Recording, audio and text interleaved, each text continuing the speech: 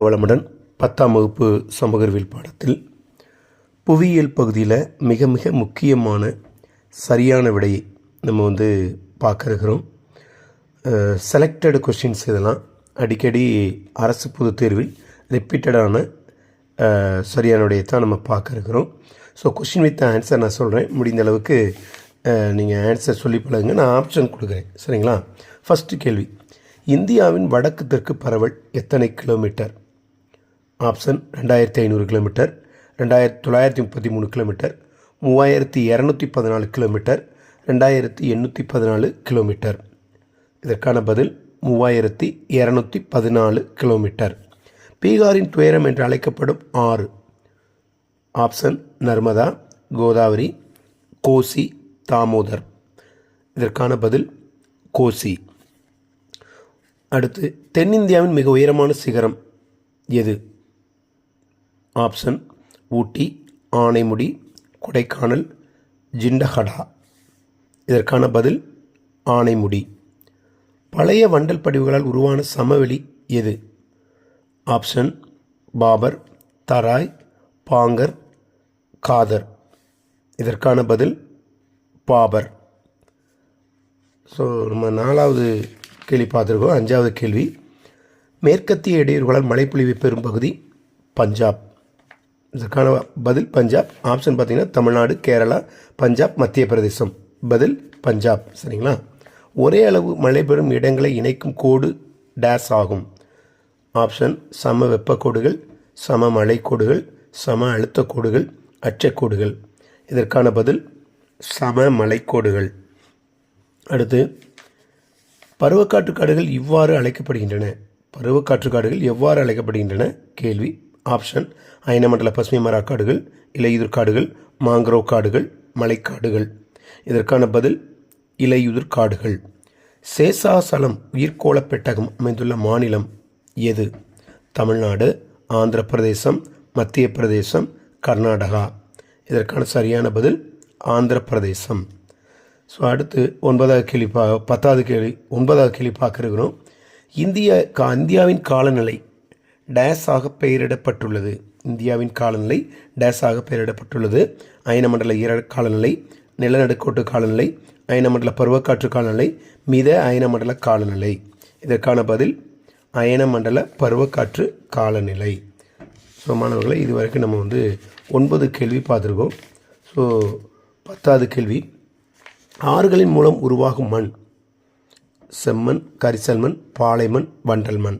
பதில் வண்டல் மண், சரிங்களா? அடுத்து, டேஸ் மண்ணில் இரும்பு ஆக்சைடு அதிகமாக காணப்படுகிறது. வண்டல், கரிசல், செம்மண், உவர் மண். செம்மண். இதற்கான பதில் செம்மண், சரிங்களா? ஸோ அடுத்து, டேஸ் என்பது ஒரு வாணிப பயிர். இதற்கான ஆப்ஷன் பருத்தி, கோதுமை, அரிசி, மக்காச்சோளம். இதற்கான சரியான பதில் பருத்தி. கரிசல் மண் டேஸ் எனவும் அழைக்கப்படுகிறது. வறண்ட மண், உவர் மண், மலை மண், பருத்தி மண். இதற்கான பதில் பருத்தி மண், சரிங்களா? அடுத்து, இந்தியாவில் தங்க இலைப்பயிர் என அழைக்கப்படுவது எது? இந்தியாவில் தங்க இலைப்பயிர் என அழைக்கப்படுவது பருத்தி, கோதுமை, சணல், புகையிலை. இதற்கான சரியான பதில் சணல். ஸோ மாணவர்களே, நம்ம புவியியல் பகுதியில் முக்கியமான கேள்விகளை பார்த்துக்கிட்டு இருக்கோம். ஸோ அடுத்து பார்த்தீங்க அப்படின்னா, ரொம்ப முக்கியமான கேள்வி, தென்னிந்தியாவின் மான்செஸ்டர் என்று அழைக்கப்படும் நகரம் சேலம், சென்னை, மதுரை, கோயமுத்தூர். இதற்கான சரியான பதில் கோயமுத்தூர், சரிங்களா? இந்தியாவின் முதல் அணுமின் நிலையம் நிறுவப்பட்ட மாநிலம் எது? குஜராத், ராஜஸ்தான், மகாராஷ்டிரா, தமிழ்நாடு. இதற்கான சரியான பதில் மகாராஷ்டிரம், சரிங்களா? அடுத்து, ரொம்ப ரொம்ப முக்கியமான கேள்வி, மிக அதிகமாக கிடைக்கக்கூடிய ஆற்றல் வளம் எது? ஆப்ஷன் உயிர் சக்தி, சூரியன், நிலக்கரி, எண்ணெய். இதற்கான பதில் சூரியன். அடுத்து, சோட்டா நகபுரி பீடபூமி பகுதியின் பொருளாதார வளர்ச்சிக்கு கருவாக இருப்பது எது? கனிமப்படிவுகள். இதற்கான பதில் நான் சொல்லிட்டேன். ஆப்ஷன் பார்த்தீங்கன்னா போக்குவரத்து, கனிமப்படிவுகள், பெரும் தேவை, மின்சக்தி கிடைப்பது. இதற்கான சரியான பதில் கனிமப்படிவுகள். புகழ்பெற்ற சிந்தரி உரத் தொழிலகம் அமைந்துள்ள மாநிலம் எது? ஆப்ஷன் ஜார்க்கண்ட், பீகார், ராஜஸ்தான், அஸ்ஸாம். இதற்கான சரியான பதில் ஜார்க்கண்ட். மாணவர்களை இப்போ நம்ம 5வது பாடத்தில் பார்க்க இருக்கிறோம். புவியியல் பகுதியில் மக்கள் தொகையின் பல்வேறு அம்சங்களை பற்றிய அறிவியல் பூர்வமான படிப்பு வரைபடவியல், மக்களியல், மானுடவியல், கல்வெட்டியல். இதற்கான பதில் மக்களியல். சரிங்களா? அடுத்து, தேசிய தொலை உணர்வு மையம் அமைந்துள்ள இடம் எது? தேசிய தொலை உணர்வு மையம் அமைந்துள்ள இடம் ரொம்ப முக்கியமான கேள்வி. ஆப்ஷன் சொல்கிறேன்: பெங்களூர், சென்னை, புதுடெல்லி, ஹைதராபாத். இதற்கான சரியான பதில் ஹைதராபாத். அடுத்து, எளிதில் செல்ல முடியாத பகுதிகளுக்கு பயன்படும் போக்குவரத்து எது? ஆப்ஷன்: சாலை போக்குவரத்து, ரயில் போக்குவரத்து, வான்வழி போக்குவரத்து, நீர்வழி போக்குவரத்து. இதற்கான சரியான பதில் வான்வழி போக்குவரத்து.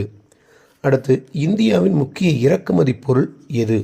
இதற்கான ஆப்ஷன்: சிமெண்ட், ஆபரணங்கள், தேயிலை, பெட்ரோலியம். இதற்கான சரியான பதில் பெட்ரோலியம். மாணவர்களை இப்போ நம்ம 6வது பாடம் பார்க்க இருக்கிறோம். புவியியல் பகுதியில் தமிழ்நாட்டில் உள்ள மிக உயரமான சிகரம் எது?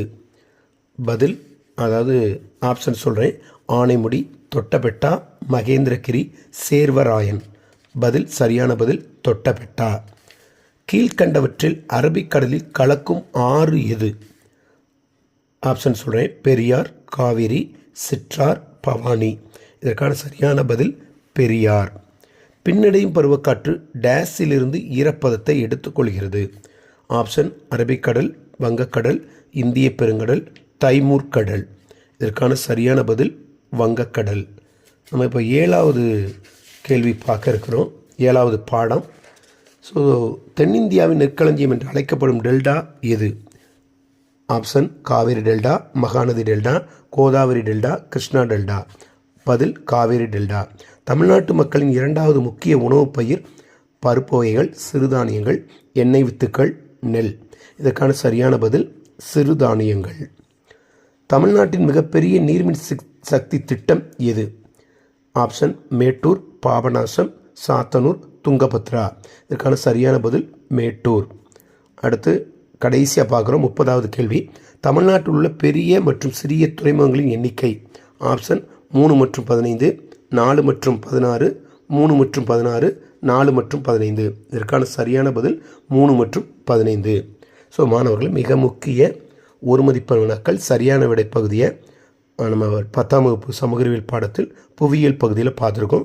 ஒரு தடவைக்கு 2 தடவை போட்டு கேளுங்க. திரும்ப திரும்ப இதை நீங்கள் கேட்டு பார்த்தாலே கண்டிப்பாக மெமரி ஆயிரும். நீங்களும் சமூக அறிவியல் பாடத்தில் 100க்கு 100 மதிப்பெண்களை பெறலாம். நன்றி. அடுத்த பதிவில் சந்திப்போம்.